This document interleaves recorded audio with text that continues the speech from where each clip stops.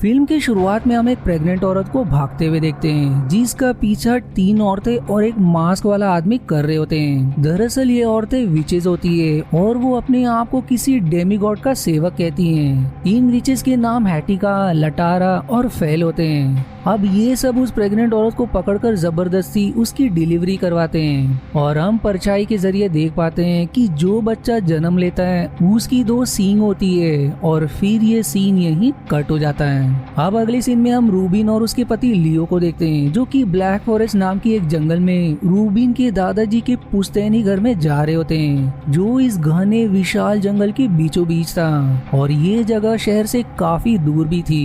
इन दोनों की बातों से पता चलता है कि रूबिन के दादा की मौत अभी कुछ दिन पहले ही हुई है जिनका नाम काल था। अब कुछ देर बाद वो लोग उस घर तक पहुंच भी जाते हैं जो जगह बहुत ही अजीब लग रही थी क्योंकि यहाँ पर कदम कदम पर जानवरों को मारकर लटकाया गया था। फिर भी रूबिन और लियो उस घर के अंदर जाते हैं जहाँ रूबिन अपनी पुरानी चीजों को देखने लगती है और साथ ही लियो को बताती है कि जब वो 6 साल की थी तब से वो यहाँ नहीं आई। फिर तभी लियो को वहाँ पर कुछ गन्स दिखाई देती है जिन्हें देख रूबिन बताती है कि उसके वंशज पीढ़ियों से इस जंगल में शिकार करते आ रहे हैं और ये सारी गन्स काल की है जिनसे वो भी शिकार किया करते थे। इसके बाद फिर लियो को रूबिन की ड्राइंग दिखाई देती है जो उसने बचपन में बनाई थी जिसमें उसने अपने साथ डेविल की तस्वीर बनाई हुई थी जिसके बारे में लियो से पूछने पर रूबिन बताती है कि काल बचपन में उसे डेविल्स और विचेस की कहानियां सुनाया करते थे इसलिए वो ऐसी ड्राइंग्स बचपन में बनाया करती थी।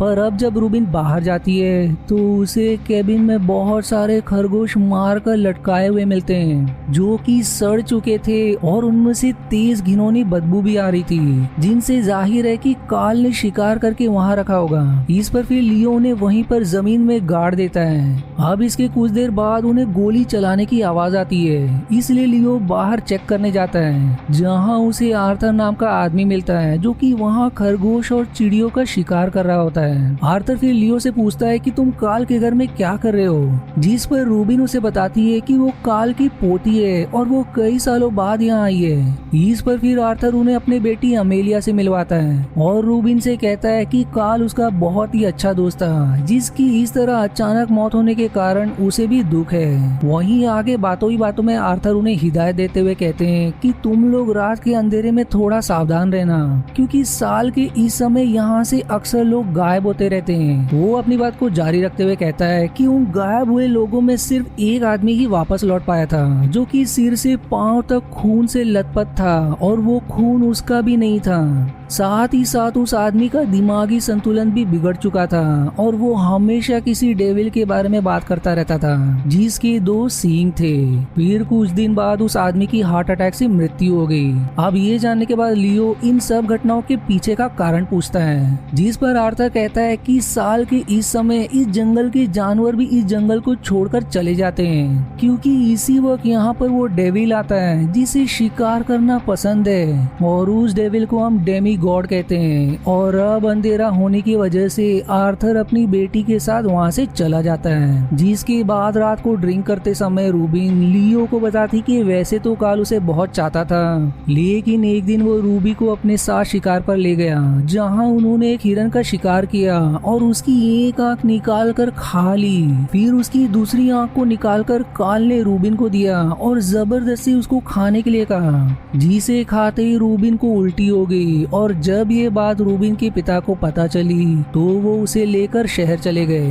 तब के बाद से आज वो यहाँ इस जंगल में आई है। अब देखते देखते आधी रात हो जाती है और अब हम उनके घर के पास उन्हीं 3 विचेस और मास्क वाले आदमी को देखते हैं। वहीं इधर लियो की आंख अचानक से खुल जाती है जिससे किसी के होने का एहसास होता है इसलिए वो नीचे आकर सब जगह देखने लगता है लेकिन तभी उसे कोई रूबिन के कमरे की तरफ जाता हुआ दिखाई देता है इसलिए वो भागकर ऊपर आ जाता है जहां वो देखता है कि रूबिन के पास फेल खड़ी हुई है जिसे मारकर वो लियो के साथ वहां से भागती है लेकिन वो मास्क वाला आदमी और बाकी सब उन्हें पकड़ लेते हैं और जबरदस्ती उनको कुछ पिलाते हैं जिससे रूबिन और लियो बेहोश हो जाते हैं। अब अगली सुबह जब रूबिन की आंख खुलती है तो वो खुद को जंगल के बीचों बीच एक पेड़ से बंधा हुआ पाती है जहाँ वो उठकर देखती है तो लियो भी सामने बंधा हुआ होता है। अब यहाँ इनके अलावा 4 और लोगों को देखते हैं जिन्हें पिछली रात अगवा किया गया था, जिनमें काटिया और ताबिता नाम की 2 लड़कियां होती है और वहाँ आर्थर भी अपनी बेटी अमेलिया के साथ बंधा हुआ होता है। यहाँ ताबिता फिर सबसे बताती है कि जब उसे अगवा किया गया तो वो अपने बॉयफ्रेंड के साथ थी, लेकिन अब वो कहाँ है ये उसे नहीं पता। फिर सभी लोग यहाँ से निकलने के बारे में सोच ही रहे होते हैं कि वहाँ वही 3 विचेस और वो मास्क वाला आदमी आते हैं, जहाँ उस आदमी ने अपने कंधे पर ताबिता के बॉयफ्रेंड को लादा हुआ था, जो उसे वहाँ आकर पटक देता है और काफी मारता भी है। फिर हेटिका के कहने पर वो ताबिता के बॉयफ्रेंड को जान से मार डालता है, जिसके बाद ये तीनों विचेस किसी तरह का रिचुअल करने लगते हैं, जिसे ट्रांसलेट करते हुए आर्थर सबको बताता है कि ये उस डेमीगॉड को खुश करने के लिए ऐसा कर रही हैं। अब उनका रिचुअल खत्म होने के बाद हेटिका रूबीना के पूछने पर बताती है कि वो कई सालों से डेमीगॉड की सेवक है, जो कि साल के इस वक्त में उनके स्वागत के लिए कुछ लोगों का बलि देते हैं, जिन्हें वो डेमीगॉड अपने हाथों से शिकार करके मारना पसंद करता है। आगे वो ये भी बताती है कि उन्होंने काल को भी अगवा किया था, लेकिन उसने डेमीगॉड से किसी तरह का सौदा किया था, इसलिए डेमीगॉड ने उसे बख्श दिया। जिस पर फिर रूबिन पूछती है कि उसे समझ नहीं आ रहा कि वो क्या कह रहे हैं। फिर आर्थर रूबिन को बताते हैं कि उसने जिस आदमी की जिंदा लौटने की कहानी उसे सुनाई थी वो काल ही था। इसके बाद हेटिका कहती है कि डेमीगॉड को बंधे हुए लोगों का शिकार करना नहीं पसंद है, इसलिए वो सबको खोल देती है और अब उन्हें अलग अलग दिशा में भागने के लिए मजबूर करती है, ताकि डेमीगॉड उनका पीछा करके उन लोगों का शिकार कर सके।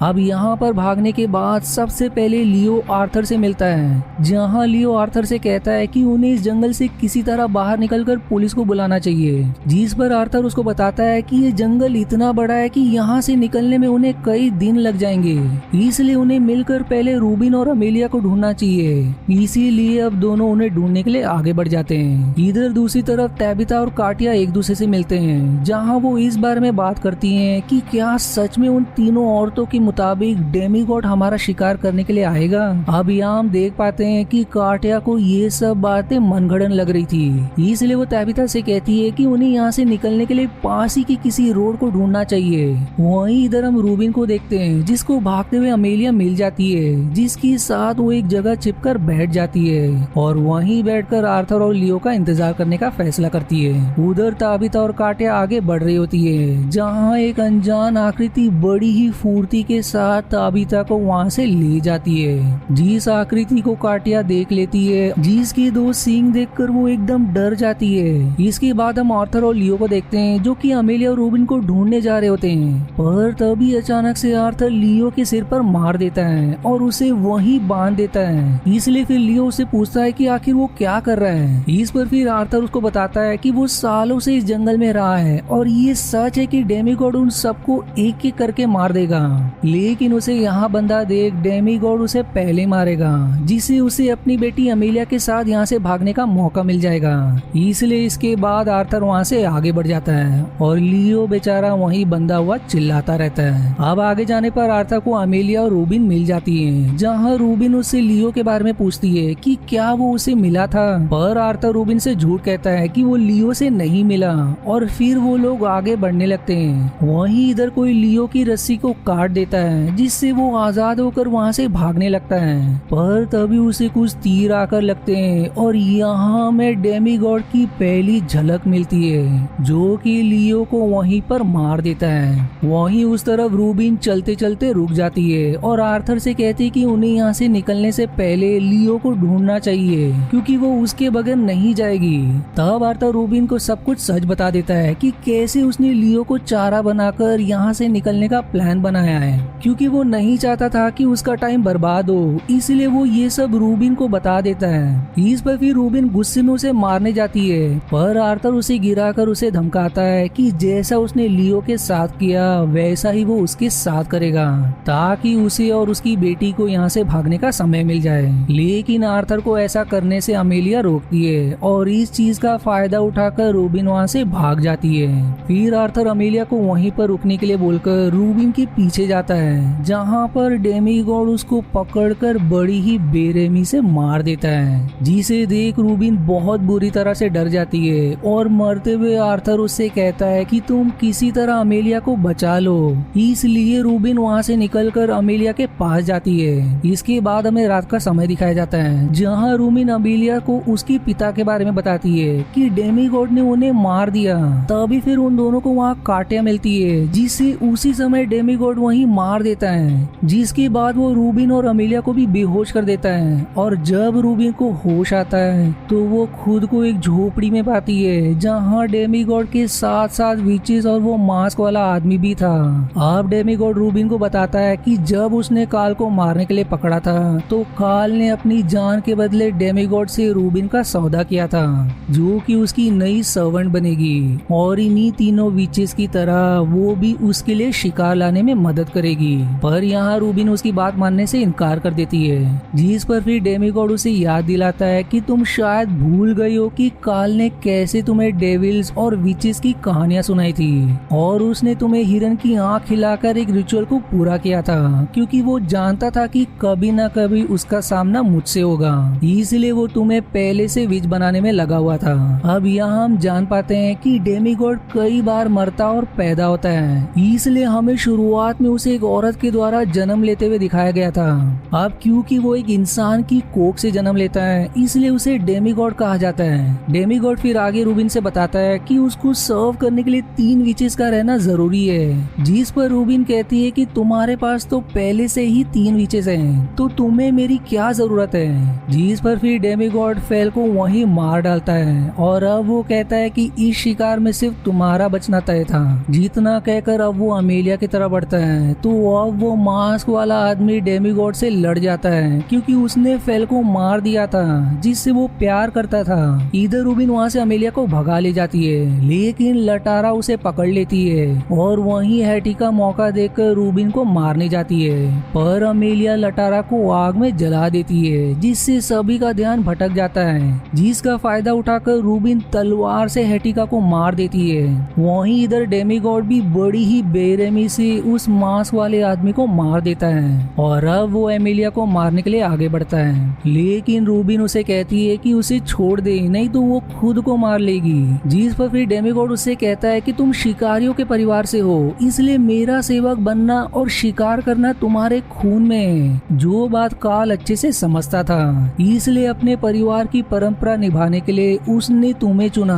अब ये सुनकर रूबिन कहती है कि वो आज अपने परिवार की इस परंपरा को तोड़ देगी और उसके लिए किसी का भी शिकार नहीं करेगी। फिर वो अमेलिया को वहाँ से भागने के लिए कहती है और अमेलिया ऐसा ही करती है, जिसके बाद रूबिन एक चाकू से अपना ही गला काट लेती है और मरते हुए कह जाती है कि इस बार तुम्हारे लिए कोई भी विचेस काम नहीं करेंगे, ना ही कोई तुम्हारी पूजा करेगा। जो कहने के बाद उसका दम निकल जाता है, जिससे डेमीगॉड बहुत ही दुखी होता है, क्योंकि वो यहाँ पर हार गया था। फिर आखिरी सीन में हम देखते हैं कि अब तक सुबह हो गई थी और एमिलिया भागते भागते जंगल में बेहोश हो जाती है, जिसे कुछ लोग भाग्य से बचा लेते हैं और इसी के साथ ये मूवी यही समाप्त हो जाती है। अब अगर मूवी के प्लॉट पर गौर करें तो ये कहानी दरअसल सेर्नोनस नाम के शिकार के देवता पर आधारित है, जिनकी जर्मनी देश के ब्लैक फॉरेस्ट की कई ट्राइब्स में पूजा की जाती है और वो लोग मानते हैं कि सेर्नोनस ही उन्हें शिकार प्रदान करते हैं, जिससे उनका पेट भरता है। जिस कहानी को उन्होंने अच्छे से फिक्शनल कहानी में एक हॉरर स्लैशर मूवी में ढालकर बहुत ही अच्छी तरह से दिखाया गया है, जो कि हमें पूरी तरह से थ्रिल और एंटरटेन करने में कामयाब रही। इसलिए अगर आपको कोई हॉरर मूवी रात में देखनी है तो ये मूवी कुछ हद तक आपको पसंद आएगी।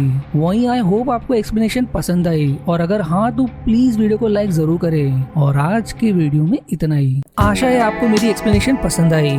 यदि हाँ तो प्लीज वीडियो को लाइक करना और चैनल को सब्सक्राइब करके सपोर्ट करना ना भूलें। मिलते हैं अगले एक्सप्लेनेशन वीडियो में, तब तक के लिए धन्यवाद दोस्तों।